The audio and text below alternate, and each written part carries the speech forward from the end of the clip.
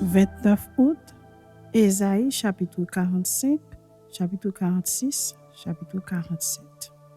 Ainsi parle l'Éternel à son oint, à Cyrus, qu'il tient par la main, pour terrasser les nations devant lui et pour relâcher la ceinture des rois, pour lui ouvrir les portes, afin qu'elles ne soient plus fermées. Je marcherai devant toi, j'aplanirai les chemins montueux, je romprai les portes d'airain et je briserai les verrous de fer. Je te donnerai des trésors cachés, des richesses enfouies, afin que tu saches que je suis l'Éternel qui t'appelle par ton nom, le Dieu d'Israël. Pour l'amour de mon serviteur Jacob et d'Israël mon élu, je t'ai appelé par ton nom, je t'ai parlé avec bienveillance avant que tu me connusses. Je suis l'Éternel, et il n'y en a point d'autre. Hors moi, il n'y a point de Dieu. Je t'ai saint avant que tu me connusses.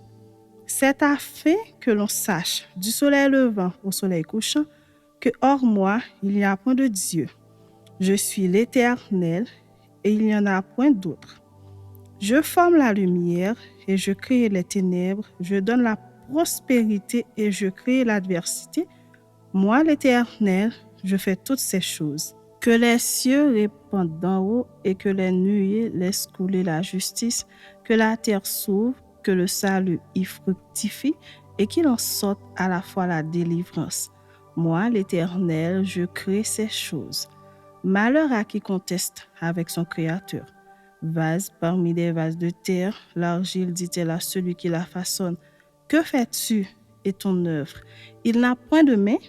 Malheur à qui dit à son père, pourquoi m'as-tu engendré? Et à sa mère, pourquoi m'as-tu enfanté? Ainsi parle l'Éternel, le Saint d'Israël et son Créateur. Veut-on me questionner sur l'avenir, me donner des ordres sur mes enfants et sur l'œuvre de mes mains? C'est moi qui ai fait la terre et qui sur elle ai créé l'homme.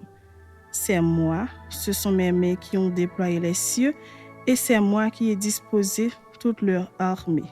C'est moi qui ai suscité Cyrus dans ma justice et j'aplanirai toutes ses voies. Il rebâtira ma ville et libérera mes captifs sans rançon ni présent, dit l'Éternel des armées. Ainsi parle l'Éternel, les gains de l'Égypte et les profits de l'Éthiopie et ceux des Sabéens à la taille élevée passeront chez toi et seront à toi. Ces peuples marcheront à ta suite, ils passeront enchaînés, ils se prosterneront devant toi et te diront en suppliant, c'est auprès de toi seulement que se trouve Dieu et il n'y a point d'autre que lui. Mais tu as un Dieu qui te cache, Dieu d'Israël sauveur. Ils sont tous honteux et confus, ils s'en vont tous avec ignominie, les fabricateurs d'idoles. C'est par l'Éternel qu'Israël obtient le salut, un salut éternel. Vous ne serez ni honteux ni confus jusque dans l'éternité. Car ainsi parle l'Éternel, le Créateur des cieux, le seul Dieu qui a formé la terre, qui l'a faite et qui l'a affermie, qui l'a créée pour qu'elle ne fût pas déserte, qui l'a formée pour qu'elle fût habitée. Je suis l'Éternel et il n'y en a point d'autre. Je n'ai point parlé en cachette dans un lieu ténébreux de la terre. Je n'ai point dit à la postérité de Jacob, cherchez-moi vainement. Moi, l'Éternel, je dis ce qui est vrai, je proclame ce qui est droit. Assemblez-vous et venez, approchez ensemble, réchappez des nations. Ils n'ont point d'intelligence, ceux qui portent leur idole de bois et qui invoquent un Dieu incapable de sauver. Déclarez-le et faites-les venir, qu'ils prennent conseil les uns des autres, qui a prédit ces choses dès le commencement et depuis longtemps les a annoncées. N'est-ce pas moi l'Éternel? Il n'y a point d'autre Dieu que moi, je suis le seul Dieu juste et qui sauve. Tournez-vous vers moi et vous serez sauvés, vous tous qui êtes aux extrémités de la terre, car je suis Dieu et il n'y en a point d'autre. Je le jure par moi-même, la vérité sort de ma bouche et ma parole ne sera point révoquée. Tout genou fléchira devant moi, toute langue jurera par moi. En l'Éternel seul, me dira-t-on, réside la justice et la force. À lui viendront pour être confondus tous ceux qui étaient irrités contre lui. Par l'Éternel seront justifiés et glorifiés tous les descendants d'Israël. Chapitre 46. Bel s'écroule, Nebo tombe, on met leurs idoles sur des animaux, sur des bêtes. Vous les portiez et les voilà chargés, devenus un fardeau pour l'animal fatigué. Ils sont tombés, ils se sont écroulés ensemble, ils ne peuvent sauver le fardeau et ils s'en vont eux-mêmes en captivité. Écoutez-moi, maison de Jacob, et vous tous restes de la maison d'Israël, vous que j'ai pris à ma charge dès votre origine, que j'ai porté dès votre naissance. Jusqu'à votre vieillesse, je serai le même, jusqu'à votre vieillesse, je vous soutiendrai. Je l'ai fait et je veux encore vous porter, vous soutenir et vous sauver. À qui me comparerez-vous pour le faire mon égal? À qui me ferez-vous ressembler pour que nous soyons semblables? Ils versent l'or de leur bourse et pèsent l'argent à la balance. Ils paient un orfèvre pour qu'il en fasse un dieu et ils adorent et se prosternent. Ils le portent, ils le chargent sur l'épaule, ils le mettent en place et il y reste. Il ne bouge pas de sa place, puis on crie vers lui, mais il ne répond pas, il ne sauve pas de la détresse. Souvenez-vous de ces choses et soyez des hommes, pécheurs, rentrez en vous-même. Souvenez-vous de ce qui s'est passé dès les temps anciens, car je suis Dieu et il n'y en a point d'autre, je suis Dieu et nul n'est semblable à moi. J'annonce dès le commencement ce qui doit arriver et longtemps d'avance ce qui n'est pas encore accompli. Je dis, mes arrêts subsisteront et j'exécuterai toute ma volonté. C'est moi qui appelle de l'Orient un oiseau de proie, d'une terre lointaine un homme pour accomplir mes desseins.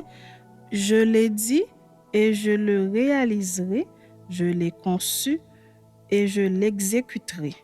Écoutez-moi, gens endurcis de cœur, ennemis de la droiture.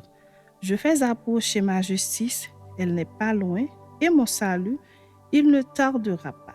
Je mettrai le salut en Sion et ma gloire sur Israël. Chapitre 47.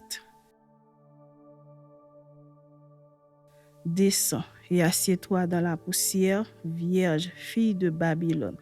Assieds-toi à terre sans trône, fille des Chaldéens. On ne t'appellera plus délicate et voluptueuse. Prends les meules et moue de la farine. Ôte ton voile, relève les pans de ta robe, découvre tes jambes, traverse les fleuves. Ta nudité sera découverte et ta honte sera vue. J'exercerai ma vengeance, je n'épargnerai personne. Notre Rédempteur, c'est celui qui s'appelle l'Éternel des armées, c'est le Saint d'Israël.